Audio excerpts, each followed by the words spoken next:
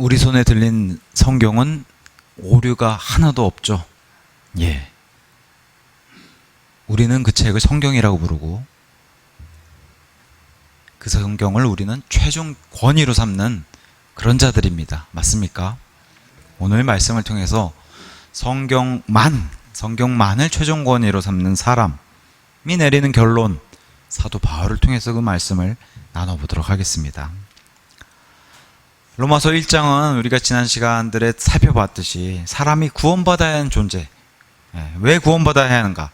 사람이 구원받아야 하는 그런 위급한 상황에 처해 있기 때문에 그런 존재를 소개하면서, 그래서 그 많은 죄인들, 사람들 속에 양심과 마음과 그 사람들의 지식 가운데 하나님을 알만한 하나님의 영원한 능력, 신성까지도 그 마음에 계시해 주셨는데 사람이 의도적으로 거부하고 죄를 선택했다. 이게 이제 로마서 1장의 내용이고, 로마서 2장은 많은 그 죄인들 가운데서 하나님이 선택하신 민족인 유대인들, 그 유대인들은 하나님의 더 많은 빛을 받고 이 세상 어떤 민족들보다도 하나님에 대한 지식을 더 많이 받았음에도 불구하고 자신의 빛을 거부한 유대인들 얘기, 또 이방인들은 상대적으로 빛을 덜 받았어요. 근데 많은 빛을 받았던 적은 빛을 받았던 간에 유대인이나 이방인이나 둘 다 하나님 구원자가 필요하다, 이런 내용을 이제 로마서 2장에서도 다뤄봤습니다. 로마서 3장은 시작에 하나님의 선택받은 백성 유대인을 얘기하면서 특히나 유대인에게 하나님이 주신 가장 크나큰 선물이라고 할 수 있는 말씀, 우리에게는 정말 뭐랄까요, 목숨과도 바꿔도 아깝지 않은 게 바로 이 말씀입니다. 그리고 실제로 우리의 믿음의 선조들이 이 말씀을 어떻게든 지키려고 하고 이 말씀을 기록하고 필사하고 하면서 산에서 산으로 땅으로 떠돌아다니면서 목숨까지 내건, 그렇게 해서 지켜낸 게 바로 이 말씀이에요.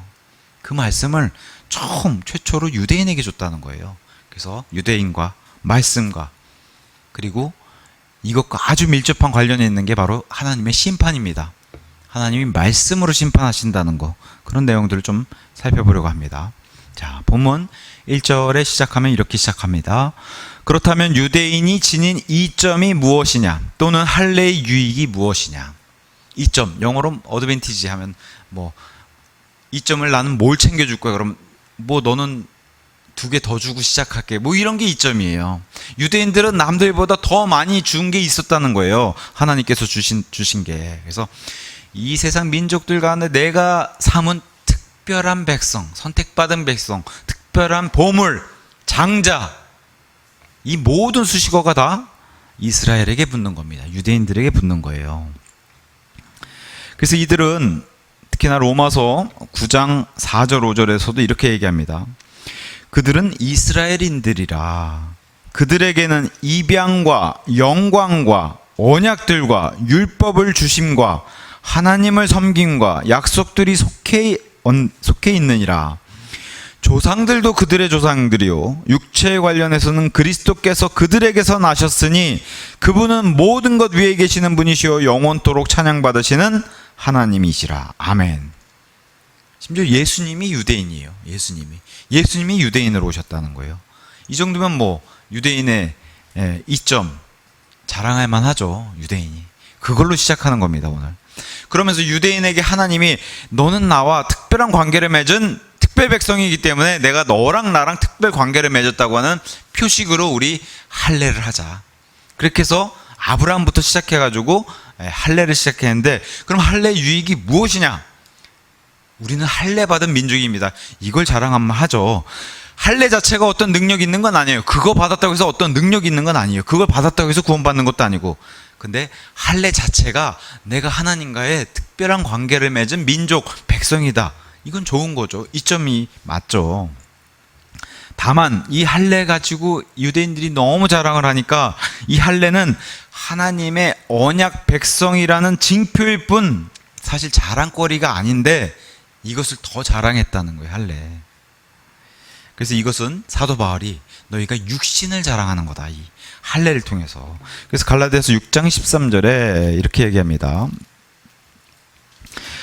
할례 받은 자들 스스로도 율법을 지키지 않으면서 오히려 너희로 하여금 할례 받게 하기를 열망하기 때문이니 그들은 너희의 육신을 자랑하려는 것이라. 할례 가지고 이런 육신만 자랑한다는 거예요. 성경은 뭐라고 얘기해요? 자랑하려거든 주를 자랑해라, 이렇게 얘기했는데 육신의 이 할례 받은 것을 자랑하고 이런 것들도 또 기독교인들에게 또 그리스도인들에게도 이거를 권한다는 겁니다. 아니라는 거예요. 이것은 자랑할 거리가 아니라는 겁니다. 심지어 구약 성경조차도 이 육체하는 이 할례보다도 심지어 구약 성경조차도 마음을 벌써 하나님이 마음의 할례가 중요하다고 일러주셨어요. 신명기 10장 16절에 이렇게 얘기합니다. 그러므로 너희의 마음의 포피의 할례를 행하고, 벌써 신명기부터 할례를 받기 시작한 민족이 이제 막 할례를 시작했는데도 불구하고 여기서부터 벌써 마음의 할례가 중요하다고 얘기해요. 더 이상 뻣뻣한 고개가 되게 하지 말라. 신명기에만 이랬을까요? 시간이 꽤 지난 예레미야 시대에 와서도, 예레미야 시대는 바로 유대인의 멸망 직전이에요. 그래서 예레미야 시대에 와서도 하나님이 또 한 번 강조를 하세요. 4장 4절에 여기서도 마음의 할례를 중요하게 생각하시는 하나님이 벌써 이런 말씀을 이미 주셨어요. 너희 유다 사람들과 예루살렘의 거주자들아, 주를 향하여 너희 자신들을 할례하고 너희 마음의 포피들을 제거하라.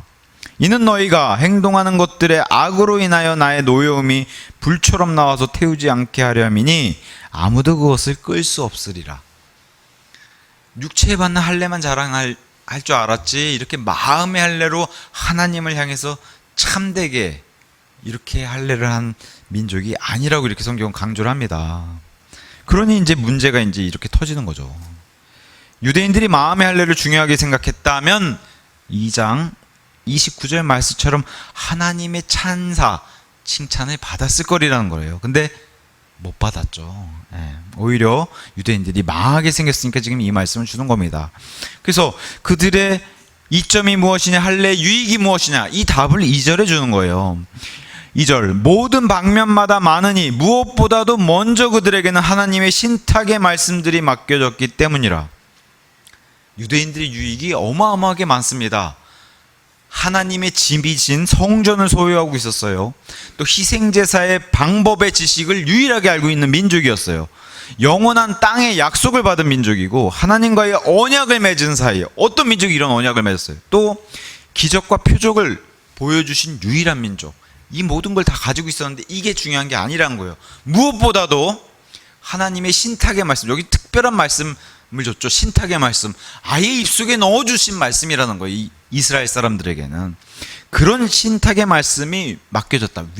이런 위임을 맡았다는 게, 이게 가장 유대인들이 부름받은 가장 좋은 점을 여기서 꼽았습니다. 그래서 우리 마귀, 원수 대적 마귀가 무엇을 할지는 명확하죠. 우리 마귀는 가장 잘하는 게 뭐예요? 말씀을 공격하는 거예요. 그러니 이스라엘을 공격하는 게 너무 당연하겠죠. 마귀는 하나님의 말씀을 공격하는 존재예요. 그래서 안타깝게도 우리가 현대 신학교들 이렇게 가면은 정말 하나님을 믿고 싶어서, 성경이 궁금하고 공부하고 싶어서 신학교에 가면은 오히려 신학교가 들어오는 학생들의 믿음을 파괴한다는 거예요. 완벽한 말씀은 없다. 오히려 더. 왜 이런 신학교를 통해서 학생들의 믿음을 파괴할까요? 악하게 보이거나 안 믿는 사람들이 하면은 누가 가서 듣겠어요? 선하고 경건해 보이는 사람을 통해서 하나님 말씀을 공격하는 게, 이게 현대 마귀의 공격 방법이라는 거죠.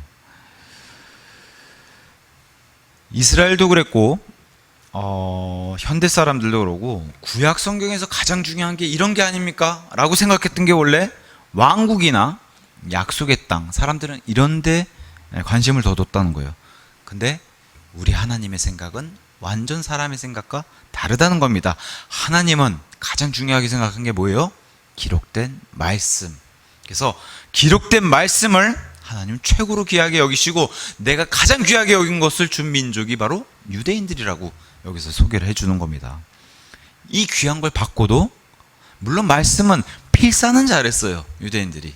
근데 그 말씀대로 사는 것은 거기선 처절한 실패를 했다는 거죠. 그래서 우리가 뭐 복음서도 다 알다시피 말씀은 정말로 글자 그대로 이거 옮겨 쓰는 건 잘했는데 말씀대로 살지 못해서 마귀의 밥이 된 게 바로 복음서의 내용입니다. 자, 3절에 그러므로 어떤 이가 믿지 아니하였다면 어찌하겠느냐? 그들의 불신이 하나님의 신의를 아무 효력이 없게 하겠느냐? 여기 지금 하나님의 신의라고 번역됐지만 사실 영어로는 그냥 faith입니다. 그냥 하나님의 믿음. 그건 뭐예요? 하나님의 아들의 믿음, 우리에게 주시는 그 믿음이 효과가 없고 쓸모가 없겠느냐? 만약에 그들이 안 믿는다면 이렇게 얘기하는 거예요. 사람이 말씀을 믿지 않는다고 해서 하나님의 말씀이 무효가 되는 거 아니라는 거예요. 하나님께서 주시는 믿음, 이게 뭐예요? 말씀과 같이 오는 이 믿음은 아무 잘못도 없고 하나님 편에서는 그 어떤 잘못도 하지 않으셨어요. 여전히 이 말씀 자체는 권능이 있고 효력이 있습니다. 사람들이 믿든 안 믿든. 과거 예레미야는 곧 있으면은 바빌론이 쳐들어와가지고 우리 유대가 망하게 생겼습니다. 망합니다. 라고 예언을 했어요. 이거 하나님의 말씀을 고스란히 전달했는데 유대인들은 아무도 그 말을 믿지 않았어요. 결국 이 예언대로 다 끌려갔죠. 포로로. 로마서 3장 3절의 말씀이 그 얘기예요. 하나님의 말씀은 흔들리지 않고 사람들이 믿든 안 믿든 하나님의 말씀은 효력이 있다는 거예요. 노아의 홍수로 온 땅이 심판받을 것이라고 노아가 선포하고 경고를 줬는데 노아의 가족 외에는 아무도 그 경고를 믿지 않았고 결국에는 어떻게 됐어요?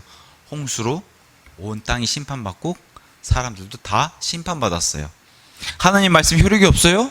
여전히 효력이 있었고 사람들이 믿든 안 믿든 간에 하나님 말씀은 이렇게 효력을 발생시켰어요. 롯은 또 어때요? 소돔이 무너지고 불과 유황이 내려가지고 소돔 도시가 멸망한다고 말했는데 사위들조차도 놀리는 자처럼 비웃고 결국 어떻게 해요? 흔적도 없이 사라져버렸어요. 하나님 말씀은 위력이 있고 효력이 있고 권능이 있어요. 사람들이 믿든지 믿지 아니하든지. 맞죠? 그래서 이 얘기를 하는 겁니다. 그들의 불신이 하나님의 신이 이 하나님의 믿음, 말씀을 아무 효력이 없게 하겠느냐? 아니라는 거예요. 자, 4절에 하나님께서 금하시기를 바라노라. 있을 수 없는 일이라는 거죠. 진정 하나님께서는 참되시나 모든 사람은 저마다 거짓말쟁이로다. 기록된 바와 같으니 당신께서 친히 말씀하신 것들로 정당함을 입증받으려 하시며 당신께서는 판단받으실 때 이기려 하시나이다 하였도다. 성경에는 위대한 구절들이 많아요. 근데 로마서 3장 4절도 성경에 가장 높은 진리에 위치하는 위대한 말씀입니다. 저와 여러분이 기준을 삼아야 되는 말씀이 바로 이 말씀이에요. 하나님만 참되시다. 하나님만 항상 옳으시다.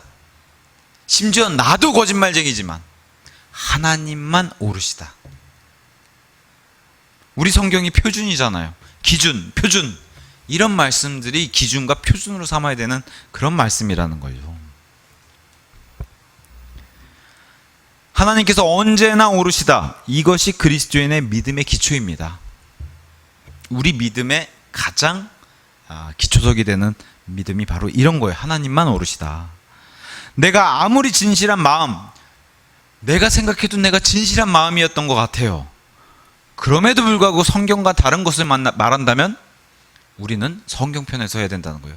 심지어 내 마음이 아무리 그 상황에 맞닥뜨린 그 상황에서 진실이 됐다 쳐더라도 성경과 내가 다른 것을 얘기한다면 우리는 하나님 편에, 성경 편에 서야 돼요. 목사가 하나님 말씀과 다른 것을 말한다면 이건 뭐 너무나 명백하게 하나님 편에 서야 돼요. 목사 편에 서지 말고. 근데 우리 현실은 어때요? 전부 목사 편에서 그럴 수도 있지.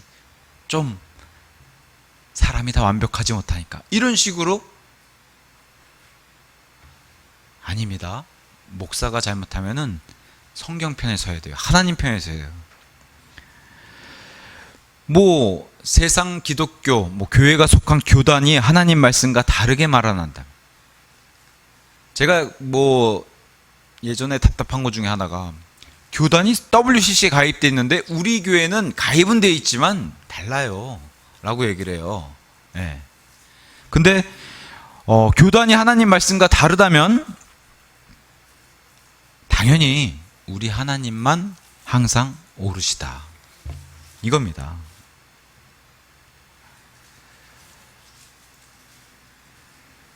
어떤 사람은 뭐 기독교인조차도 또 교회조차도 예수 그리스도는 처녀 탄생을 하지 않았다, 이렇게 주장하는 교회들도 있어요. 답답하지만 성경은 뭐라고 얘기해요? 처녀 통해서, 그 처녀, 동정녀 처녀를 통해서 성령 하나님이 임하셔가지고 기적적인 탄생, 이게 바로 예수 그리스도의 이 땅에 오셔서 성육신하신 그 기적이라고 얘기하는데, 사람들이 이것을 믿을 수 없으니까 다른 얘기를 하는 거예요. 그러면 어디서 해야 돼요? 당연히 성경에 서야 된다고 얘기를 하는 겁니다. 많은 기독교 분파들 가운데 많은 분파가 지옥과 심판이 없다라고 주장하는 분파들이 꽤 많아요. 근데 성경은 뭐라고 얘기해요? 반드시 지옥과 심판이 있다. 이런 가짜 거짓말을 얘기하면 어디 서야 돼요? 당연히 성경 쪽에, 하나님 편에 서야 된다고 얘기를 하는 겁니다. 성경은 모든 사람이 반드시 다시 태어나야 하고, 그래야지만 천국으로 갈 수 있는 유일한 길은 예수 그리스도밖에 없다라고 얘기를 해요. 성경이 그렇게 얘기해요. 근데 우리 부모님이나 가족이나 심지어 내 친구들조차도 이것을 부인한다면은 어디로 서야 돼요? 하나님 말씀에 서야 돼요. 어쩔 수가 없는 거예요. 그게 진실이니까. 나는 성경대로 믿습니다. 성경이 말하는 대로 믿습니다. 때로는 우리의 이러한 믿음이 심지어는 부모나 가족이나 세상 사람들에게 걸림돌이 돼요. 내 믿음과 세상이 부딪히게 되는 일이 있습니다. 때로는 마음을 상하게도 해요. 그죠? 심지어 잘 교제하다가 그러한 그리스도인들끼리도 믿음 때문에 걸림돌이 되고 마음을 상하고 실족하게 한 일들이 일어나는 것도 빈번합니다. 하지만 우리가 사람을 기쁘게 하려고 믿음 생활하는 것도 아니고, 그렇게 해서 우리가 생명을 받은 존재들도 아니에요. 설사 그들에게 마음에 상처를 주고 한다고 하더라도 우리의 기준과 표준은 어떻게 돼야 돼요? 하나님을 기쁘게 해드리는 그 믿음에 서야 된다는 거예요. 그러면 기준이 뭐가 돼야 돼요? 당연히 말씀이 돼야 되는 겁니다. 어떤 학자가 이런 예를 들었어요. 자, 하나님을 사랑하는 가정에서 태어난 어떤 소년이 있었습니다. 이 소년은 당연히 부모님을 따라서 좋은 교회를 다녔고요. 그래서 자기 어렸을 때부터 그 마음에 품은 좋은 사역자가 돼야 되겠다 하고서 이 소년이 목사가 되기 위해서 처음에 신학교를 딱 갔어요. 그래가지고 자기가 어렸을 때부터 간직하고 이 성경은 1.1획도 오류가 없고 완벽하고 하나님의 정말 순수한 말씀이고 생명의 말씀이고 이렇게 지켜왔던 믿음이 신학교 들어갔더니 어김없이 그냥 와르르 무너졌다는 거예요. 왜 그래요? 졸업할 때 되니까 학교에서 맨날 배우는 게 이런 거라는 거예요. 처음 성경을 이 땅에 주셨을 때는 완벽했는데 그게 원본은 다 이제 사라지고 없어지고 벌써 모세 손에서부터 없어지고 지금은 이 땅에 완벽한 존재가 없다고 하는 그런 가르침을 4년 내내 받고 나왔더니 졸업할 때는 그렇구나, 이 땅에 완벽한 성경이 없구나, 이런 믿음으로 변질돼서 나왔다는 거예요. 그래서 학자가 이렇게 표현 썼습니다. 4년 동안 4천만 원 들여서 오류가 없는 하나님의 말씀은 더 이상 존재하지 않는다고 교육을 받고 나왔습니다. 어렸을 때 그 좋은 믿음을 간직해서 쭉 지켰던 게 오히려 신학교에 들어가서 이런 모습으로 이런 열매를 맺어가지고 나왔다는 거예요. 그래서 어떤 면에서는 우리 자유주의 신학교, 자유주의 신학하면은 완전 그냥 세상과 별 차이 없는 그런 걸 얘기하는 게 자유주의예요. 근데 그런 데가 오히려 더 깨끗하고 더 어떤 면에서 낫다라고 표현을 합니다. 왜냐? 그들은 최소한 우리는 동성애에도 찬성해요. 최소한 이렇게 밝히기라도 한다는 거예요. 그들은 떳떳하게 밝히고 그냥 그대로 한다니까. 뻔뻔하더라도 그대로 한다는 거예요. 근데 성경대로 믿는다고 하는 근본주의 이런 데서가 더 문제라는 거예요. 왜? 겉으로는 하나님의 말씀은 오류가 없고 우리는 이런 말씀을 믿습니다 하면서도 뒤에 가서는 뭐예요? 근데 이런 말씀은 21세기에는 존재하지 않습니다 라고 얘기하니까 이제 오히려 이러는 사람들이 더 나쁜 사람들 아닌가 이렇게 얘기를 이제 표현을 합니다. 둘 다 똑같은 얘기 한다는 거예요. 자유주의는 대놓고 하나님의 완벽한 말씀은 없습니다. 근데 근본주의는 완벽한 하나님 말씀은 있습니다라고 얘기해놓고 뒤에 가서는 사실은 없습니다. 똑같은 얘기한다는 거예요. 차이는 뭐예요? 드러내고 하거나 아니면 숨기고 하거나. 근데 훨씬 더 위선적이라는 거죠. 근본주의, 성경대로 믿는다고 하는 이런 데가. 어떤 목사님은 2개의 영상의 예를 들었어요. 2개의 영상, 똑같은 동일한 사람이 녹화되어 있는 2개의 영상을 얘기하면서, 하나는 교수입니다. 하나는 킹제임스 성경을 들고 자신의 대학교 수업에서 저는 킹제임스 성경을 믿습니다, 이렇게 고백하면서 가르치는 내용이에요. 하나님의 완벽한 말씀이고요. 근데 다른 하나의 영상을 들었더니 똑같은 교수 신분의, 이번에는 대학원 수업인데 대학원 토론 수업에 가서는 킹제임스 성경도 오류가 있습니다 라고 가르친다는 거예요. 저는 성경을 믿습니다, 하지만 킹제임스 성경 안에는 오류가 없을 수가 없습니다 라고 가르친다는 거예요. 똑같은 동일한 사람이 한쪽에서는 완벽한 말씀이라고 가르치고 한쪽에서는 아니라고 가르치는 이런 모습을 볼 수 있다는 거죠. 이런 사람들은 이런 비유를 댔어요. 성경을 믿는다고 하지만 아예 믿지 않는 사람보다 더 나쁜 사람들이라는 거예요. 이런 사람들이. 왜냐? 사람들이 더 쉽게 속아 넘어가고 더 혼란스럽게 만들고 믿음을 파괴하는, 아까 그 순수한 믿음을 가지고 신학교에 들어갔던 그 소년의 믿음을 파괴했던 것처럼 이런 사람들이 진짜 그런 믿음을 파괴한 사람들이라는 거죠. 신학교에 들어가면은 심지어 킹제임스 성경을 믿는, 이 신학교는 킹제임스 성경을 사용하는 신학교구나, 그거 믿고서 간판 믿고 들어갔는데 들어가 보니까 전공 수업으로 헬라어 수업 같은 거 딱 들으면 뭐예요? 킹제임스 성경을 공격하는 헬라어 사전을 공부한다는 거예요. 그런 수업에 들어가서 결국에. 그러니 아까 그 순수한 믿음을 지켰던 그런 소년이 들어와가지고 결국 킹제임스 성경이 완벽하다고 믿었던 그 학생들의 믿음이 와르르 무너져서 졸업할 때는 완전히 실족해서 나가는 이런 일들을 신학교가 앞장서서 보이는 게 현실이란 거예요.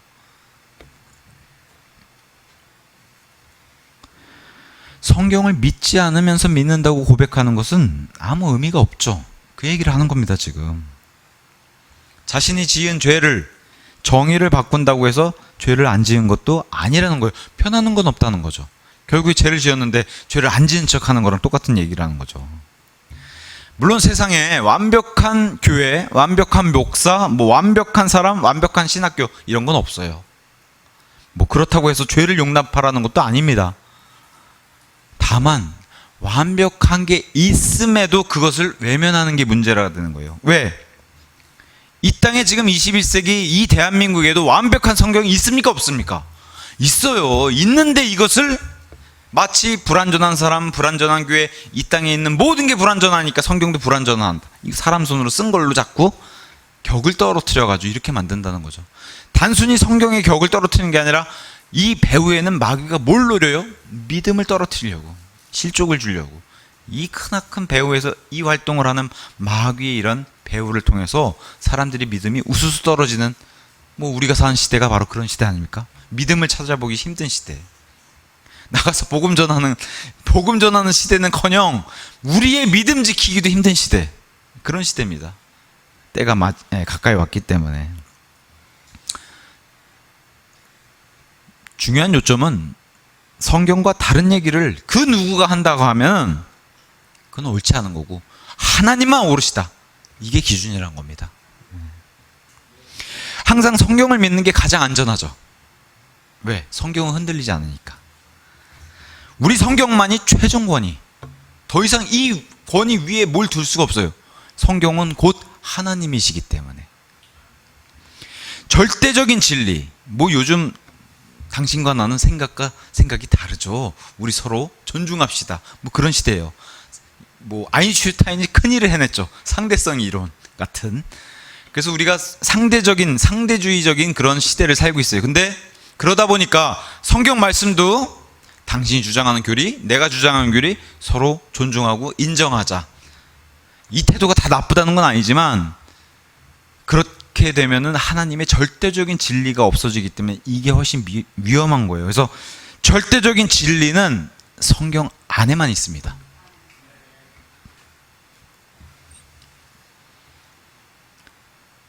어떤 사람들이 두세 사람이 모이거나 어떤 교회에 다들 모여서 아니면 하나님의 성경을 말씀을 사랑하는 사람들이 모여서 성경을 가장 중요하게 여기면은 논쟁이 사라져요.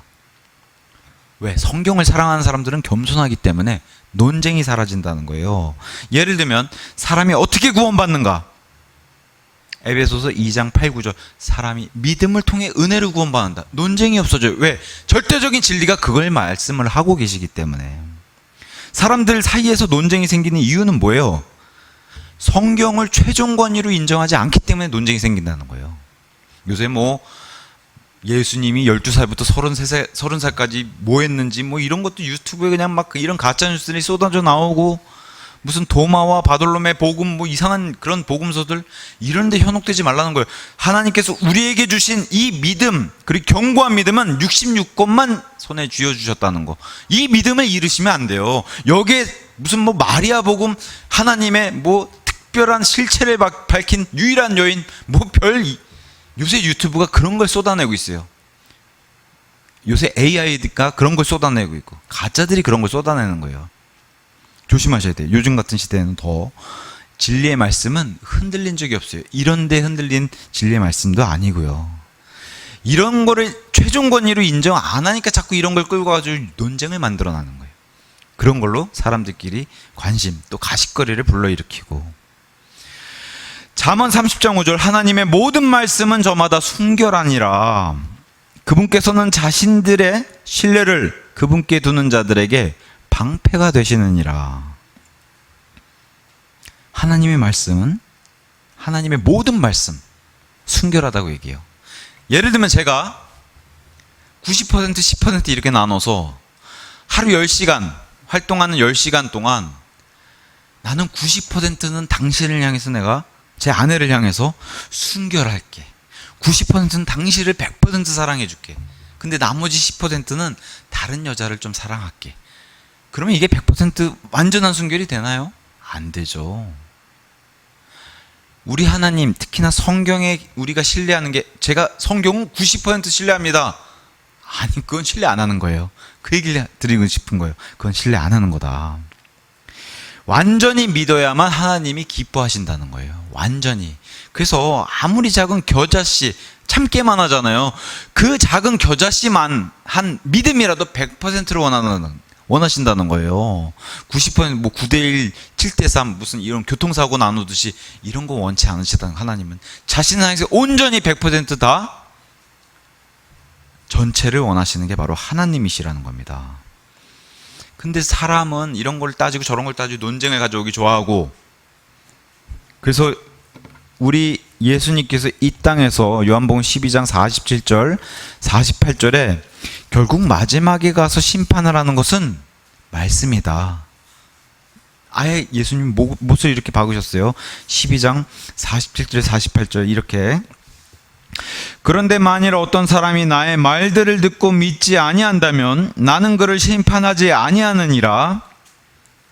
예수님이 하신 분명히 말들이죠. 이는 내가 세상을 심판하러 온 것이 아니요 오직 세상을 구원하러 온 것이기 때문이라. 이게 초림인데 재림은 이렇게 된다는 거예요. 48절 나를 거절하며 나의 말들을 받아들이지 아니하는 자에게는 그를 심판하는 이가 있느니라. 내가 말한 그 말, 예수님 입에서 나온 이 말씀, 바로 그 말이 마지막 날에 그를 심판하리라. 그래서 백보자 심판 앞에서 예수님이 꺼내시는 게 바로 기록되기를, 이걸 꺼내신다는 거예요. 근데 하나님의 백보자 심판 앞에서조차도 죄인들은 와서 뭘 가져온다는 거예요? 논쟁을 좋아하는 사람들, 죄인들은 그 앞에 와서도 논쟁거리를 가져온다는 거예요. 그 자리에는 여기 지금 로마서 3장 4절의 말씀, 당신께서 판단받으실 때 이기시려 하시나이다. 시편 51편 4절의 말씀을 인용했는데 51편 4절에서는 능동으로 돼 있어요. 하나님께서 심판하실 때, 판단하실 때 이기실 거고, 여기는 판단받으실 때 수동으로 돼 있어요. 두 가지 다 하신다는 거예요. 하나님이 죄인들을 판단하시고 죄인들로부터도 판단받으셔도 다 이기신다는 거예요. 그 논쟁을 백보자 심판에서 하셔도 다 이기신다는 거예요. 그래서 하나님의 이 심판석에서는 판단하시는 일들이 있고 판단받으실 일들이 있는데, 저와 여러분도 그리스도 심판석 앞에 가서도 동일하다는 거예요. 이런 모습들은. 자, 이들 죄인들이 와서 하는 논쟁은 이런 거라는 거예요. 마태복음에 이미 기록해 놓으셨어요. 왜? 그 일이 장차 일어나기 때문에. 어떤 사람들이 와서 이런 얘기를 한다는 거예요. 제가 또 우리가 주의 이름으로 예언을 했습니다. 억울합니다. 주의 이름으로 마귀들도 내쫓았습니다. 근데 이게 뭐예요? 왜 이런 심판석에 와야 하죠? 주의 이름으로 많은 놀라운 일을 하지 않았습니까? 근데 왜 저를 이 자리에 서게 하셨습니까? 라고 논쟁거리를 가져오는데 예수님은 기록되기를 하면서 그것을 심판하는 자리가 바로 이런 백보자 심판. 그들이 예수님을 심판해도, 예수님이 그들을 심판해도 다 예수님이 이기신다는 거예요. 그래서 우리 주님께서는 이 심판의 기준을 사람들처럼 감정대로 하시는 분이 아니시라는 거예요. 그래서 기록된 말씀, 이게 중요하다고 얘기하는 겁니다. 감정대로, 뭐 요즘 같은 세상에 감정대로 막 판단도 이랬다가 저랬다, 재판적인 판단도 그렇잖아요. 사람이 하는 일이기 때문에 그래요. 공의롭지 못하다고 그렇게 얘기를 하잖아요. 우리 하나님은 죄인을 미워서 지옥에 보내시는 분이 아니라는 겁니다. 죄인들이 이 땅에서 벌이는 불법 때문에 화가 나서 지옥으로 보내시는 것도 아니라는 거예요. 오히려 사람들이 이런 공의롭고 또 공정함을 잃고 감정대로 판단해서 해결하는 게 이 사람들의 문제지, 하나님은 절대로 이런 방식으로 일을 처리하신 분이 아니라는 거죠. 하나님의 판단, 하나님의 심판은 앞에서 죄인들이 뭐라고 논쟁거리를 가져와도 기록되기를, 그게 마귀와의 시험에서도 예수님이 썼던 방법이세요. 특히나 예수님이 이 공생의 기간 동안 가장 많이 하셨던 말씀 가운데 이런 말씀이 있죠. 성경 기록이 무엇이라 말하느냐. 저와 여러분도 예수님 앞에 불려가면 똑같아요. 예수님 하면 예수님께서 말씀하실 거예요. 성경 기록이 무엇이라 말하느냐. 이게 바로 심판석에서 하나님이 내리는 방법이라는 거예요. 우리 예수님께서는 죄인들을 사랑하셨어요. 그렇기 때문에 자신이 피를 흘리시고 죽기까지 죄인들을 사랑하셨다. 이게 성경 기록입니다. 하지만 예수님을 믿기를 아니면 받아들이기를 거부한다면 예수님이 반대하시는 것이 아니에요. 예수님은 반대하지 않으세요. 뭐가 반대하고 있어요? 기록된 말씀이 반대를 해서 천국에 가지 못하는 거라고 성경 우리에게 얘기해 주는 겁니다. 이게 하나님의 심판 기준은 말씀이라고 계속해서 얘기를 해주는 거예요. 이 말씀에 어긋나면 하나님도 어쩔 수 없이 지옥에 보내야 된다. 이것을 하나님이 얘기하시는 겁니다. 결국 하나님의 판단, 심판이 옳았음을 증명하실 것이고 이기신다는 겁니다.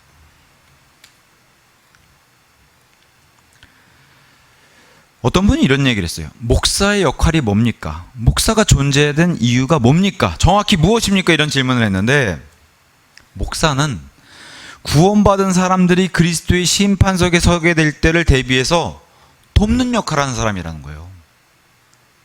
많은 사람들이 오해해요. 교회 오면 복음 선포해야죠. 땡! 아닙니다. 그게 첫 번째 우선적인 목적도 아니에요. 제가 말씀드린 게 정확합니다. 이게 구원받은 사람들이, 구원받아야 될 사람들이 아니라 구원받은 사람들이 그리스도의 심판석에 서게 될 때를 대비해서 돕는 그런 자가 목사라는 거예요. 또 성도들이 예수님께 영원한 보상을 많이 받을 수 있도록 돕는 것이 목사의 역할이라는 거예요. 복음 선포는 그 차후의 문제고, 여기 계신 분들이 구원받으셨다면은 그리스도의 심판석은 반드시 서게 됩니다. 그런 날이 반드시 있어요. 그렇기 때문에 교회에는 이런 목회자가 필요하다고 성경이 얘기를 하고 그 목회자를 선물로 교회에 줬다고 이렇게 기록해 놓고 있는 겁니다. 그리스도의 심판석은 예수님과 1대1로 겪는 그런 시간이에요. 그래서 그 그리스도의 심판석에서 내가 그리스도인으로 어떻게 살았는가, 구원받은 나의 삶을 어떻게 사용했는가, 이것에 대해서 심판하는 거예요. 만약에 그리스도의 심판석에서 예수님의 기분대로, 감정대로 예수님이 막 하신다면 누가 거기서 살아남고 그러겠어요. 감정대로 하신다면. 그런 일은 일어나지 않는다고 얘기해요. 우리 하나님은 감정대로 그렇게 사람처럼 하는 분이 아니시고 뭘로 하세요? 말씀대로 하시는 거예요. 오직 말씀대로 심판받게 되는 겁니다. 그리스도의 심판석은. 그래서 저와 같은 사람, 이런 목회자가 하는 임무가 뭐예요? 하나님의 말씀을 가르쳐서 그 말씀대로 살게 하는 게 제 임무예요. 구원받게 하는 게 아니라, 물론 이 가운데 구원받지 못하신 분이 있을 수도 있으니까 복음 전하는 것도 때로는 중요하지만 그게 전부가 되면 안 된다는 거죠. 그건 익히 작은 비중을 차지해야 되는 거고, 하나님의 말씀을 가르쳐서 그 말씀대로 살게 해서 예수님 앞에 세우는 게 제 임무입니다. 진정 하나님께서는 참되시다. 로마서 3장 4절에 심판날에는 하나님만이 오르시고 성경이 옳다는 게 드러나는 날이에요. 심판날에는. 왜 성경이 옳고 왜 하나님이 오르십니까? 과학의 지식은 시간에, 요새는 뭐 현미밥, 옛날에 현미밥 그렇게 좋다더니 요새는 또 현미 먹으면 또 건강에 안 좋다고 또 쌀밥 먹으래요. 흰쌀밥. 과학의 지식은 이렇게 손바닥 뒤집힌다는 거예요. 그러니까 막 과학 교과서는 매번 바뀐다는 거예요. 180도 바뀌기도 하고. 근데 우리 성경은 그럴 필요가 없다는 거예요. 3,500년, 4,000년 전, 2,000년 전에 기록된 이 성경 말씀은 변함이 없이 여전히 진리라는 겁니다. 심지어 3,500년 전 기록되어 있는 레위기에 같은 말씀들을 가서 읽어보면은, 어디 병든 사람 상처나 시체 만지지 말아라. 그렇게 만졌으면 가서 손 씻어라. 왜 그래요? 병균이 없는다는 것을 레위기부터 얘기해 주는데, 사람은 이것을 19세기 와서 발견했다는 거예요. 성경만 믿으면은 사람이 손해볼 일이 전혀 없다고 성경이 얘기해 주는 겁니다. 심지어 4,000년 전 욥기서가 26장 7절 같은 데는 지구가 공중에 매달려 있다고 기록이 돼 있어요. 4,000년 전에. 이것을 과학자들이 한 게 얼마나 돼 있을까요? 불과 얼마 안 됐다는 거예요. 성경을 믿으면은 정말 창피당할 일이 없다는 겁니다. 심지어 다른 빛을 내지 않고 태양의 빛을 받아서 그 빛을 반사시키는 그런 거를 욥기서에도 나와 있어요. 이게 4,000년 전 기록입니다. 과학으로는 이걸 언제 밝혀냈을까요? 얼마 안 됐다는 거예요. 심지어 전도서 1장, 솔로몬이 기록한 전도서 1장 3,000년 전 기록이에요. 지구의 대기의 순환을 기록해놨어요. 바람의 순환. 그죠? 북반구, 남반구 이 대기의 순환을 전도서 1장에 기록해놨어요. 3,000년 전에. 지구가 둥글다는 거, 이사야서 40장에 2,700년 전에 기록해놨어요. 과학과 성경이 다른 것을 얘기한다면 항상 성경을 신뢰하는 게 안전해요. 그죠? 네. 왜냐? 언제나 그래왔던 것처럼 과학은 성경에 맞춰서 개정될 것이기 때문에 그래요. 과학은 새로운 걸 발견했습니다. 이게 과학적입니다. 뜯어 고친 거 보면은 성경에 맞든지 아니면 성경과 또 이상한 엉뚱한 소리 하든지. 문제는 성경만이 진리라는 거예요. 자, 5절과 6절. 그러나 만일 우리의 불의가 하나님의 의를 돋보이게 한다면 우리가 무슨 말을 하겠느냐? 복수하시는 하나님께서 불의하시냐? 내가 사람으로서 말하노라. 하나님께서 금하시기를 바라노라. 그렇다면 이로 인하여 하나님께서 어찌 세상을 심판하시겠느냐? 좀 어렵게 느끼지 모르겠지만 성경만이 이렇게 권위 있게 말할 수 있고 성경을 믿는 우리도 이렇게 확신 있게 말할 수 있는데, 자, 이 얘기는 풀어서 얘기하면 이런 거예요. 만일 모든 사람이 죄인이고, 이건 진리인데, 모든 사람이 죄인이고 하나님의 말씀을 지킬 수 없다면, 죄인이 있기 때문에 지킬 수 없다면 하나님의 말씀을 어기고 죄를 지었다고 사람을 정죄하신 하나님이 불의하신 거 아니냐? 이 질문이에요. 사람은 지킬 수 없고 능력도 안 되는데 그럼 하나님이 진짜 불의하신 분 아니냐? 이 질문이에요. 7절과 8절. 그러므로 만일 나의 거짓말을 통하여 하나님의 진리가 더욱 넘쳐서 그분의 영광에 이르렀다면 어찌하여 내가 아직 죄인으로 또한 심판받는 것이냐? 그리하면 차라리 우리가 중상 모략을 당하듯이 또 어떤 이들이 우리가 이같이 말한다고 주장하듯이 우리가 악을 행하여 선이 이루어지게 하자고 하지 아니하겠느냐? 그런 자들의 단죄는 정당하니라. 자, 성경대로 하지 않았는데 좋은 결과가 나온다면 어떻게 되느냐는 거예요. 예를 들면 과정이 좀 좋지 않았어요. 비성경적이에요. 설교도 그렇게 잘못했어요. 성경적이지 못했어요. 잘못 가르쳤는데 교회가 부흥해버렸어요. 이러면 잘못 가르쳤는데도 교회가 부흥했는데 좋은 거 아니냐, 이 얘기를 하는 거예요. 근데 우리 하나님은 결과만 보시는 분이 아니라 과정과 목적과 의도까지 다 보시는 분인데, 사람들이 얘기한다고 결과가 좋고 어찌저찌 해도 사람들이 많이 모아가지고 복음전에서 많이 구원받고 하나님이 기뻐하시면 좋은 거 아닙니까? 이렇게 가져온다는 거, 죄인들이. 방법이 좋지 않은데도 결과가 좋아 보이는 것은 이 세상의 속임수에 불과하다. 속임수일 뿐이라는 겁니다. 그리스도인들은 결과뿐만 아니라 아름다운 과정까지도 중요하다. 맞습니까? 과정도 중요해요. 과정도. 하나님의 일한다고 하면서 사기치고 불법을 벌이고 이런 사람들 독립심리교회 안에도 많습니다. 로마 카톨릭의 유명한 문구가 하나 있죠. 목적이 수단을 정당화한다. 그래서 로마 카톨릭의 그 더러운 일들을 다 했던 과거, 지금도 존재하는 예수회. 이 예수회는 역사 속에서 이 예수회 활동은 정말 이 로마 카톨릭의 속내를 대변하는데 끔찍합니다. 목적과 결과를 위해서는 거짓말도, 악을 행함도, 사기도, 폭력도, 심지어 살인도 정당화할 수 있다. 왜? 로마 카톨릭이 부흥하고 흥한다면 아무 문제가 없다는 거예요. 이게 다 하나님을 위하는 일이라고 그렇게 역사 안에서 했고, 그 어떤 타협도, 어떤 그런 악한 단체하고 손을 잡는 일들, 아니면 그게 반도덕적이든 반인륜적이든 반사회적인 행동도 괜찮다는 겁니다. 결과만 좋으면. 하나님의 이름과 거룩한 어머니 성모 마리아를 위해서 이런 일들을 역사적으로 해야 하는데 과정은 다 무시되고 결과만 좋으면 된다. 그들에게는 이게 합법이었다는 거예요. 근데 우리 그리스도인에게는 용납할 수 없는 일이라는 겁니다. 왜? 하나님은 이 모든 과정을 다 지켜보고 계시고, 이 모든 과정, 심지어 결과가 좋지 않더라도 과정이 아름다웠으면 하나님은 그 자체로도 인정하고 기뻐하신다는 겁니다. 맞습니까? 진정한 결과, 이 땅에서는 그 결과가 좋지 않아 보여도 진정한 결과는 하나님께서 모든 것을 심판하실 날에 드러난다는 겁니다.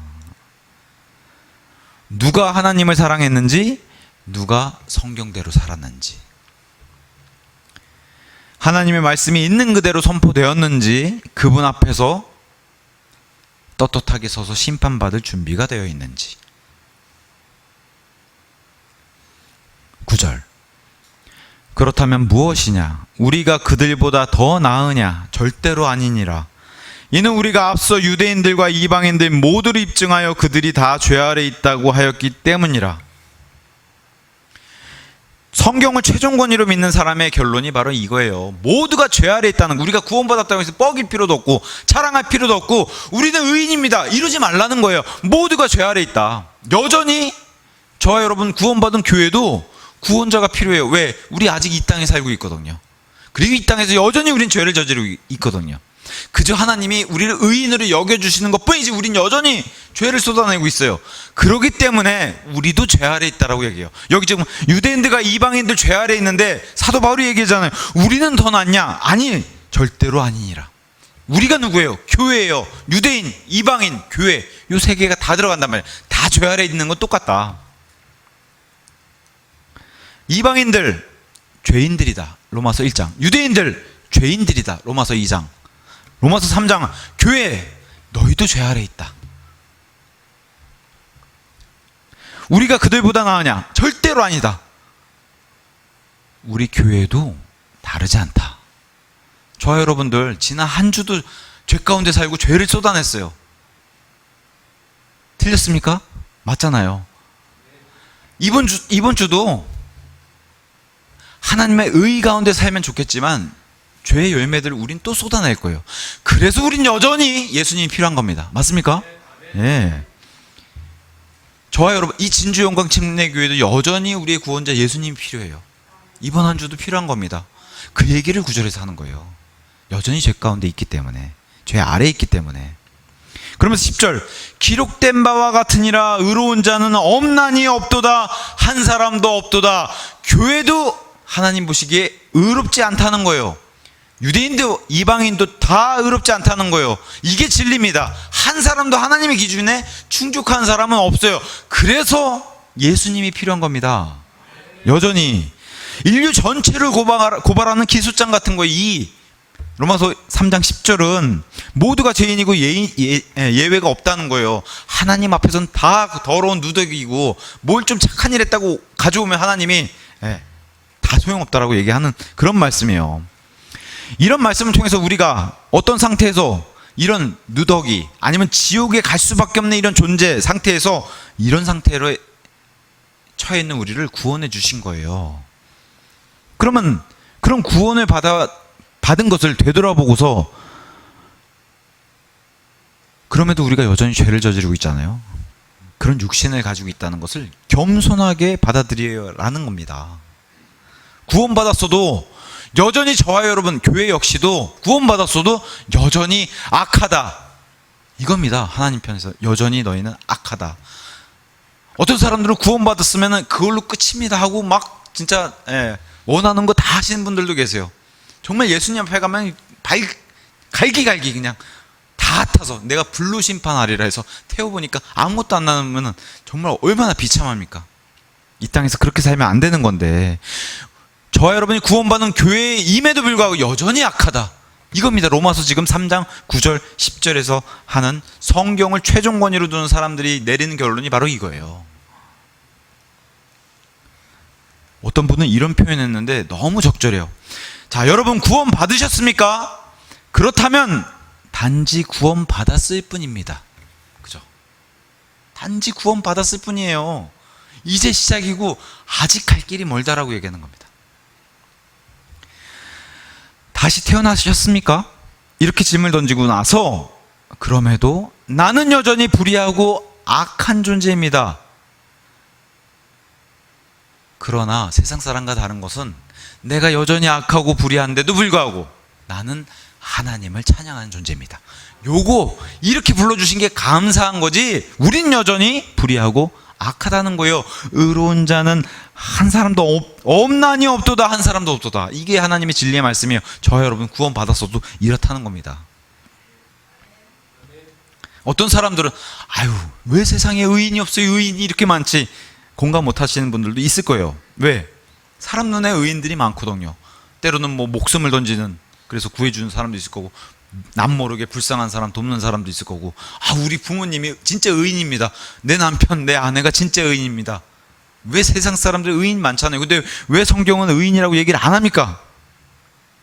이거는 사람과 사람을 상대적으로 비교해서 의인이라는 거예요. 근데 그 기준을 아까 기준을 성경 말씀 하나님의 기준을 놓고 보면은 의인이 될 수가 없다는 거예요. 하나님과 견주는 그 비교에서는 성경이 의미하는 의라는 것은 지금 하나님이 3장 10절에 말씀하시는 것은 천국에 갈 수 있는 의는 아무도 없다. 너희의 의로는 천국에 도달하고 들어올 만한 의로운 사람이 한 사람도 없다는 거예요. 그게 하나님의 진리의 말씀입니다.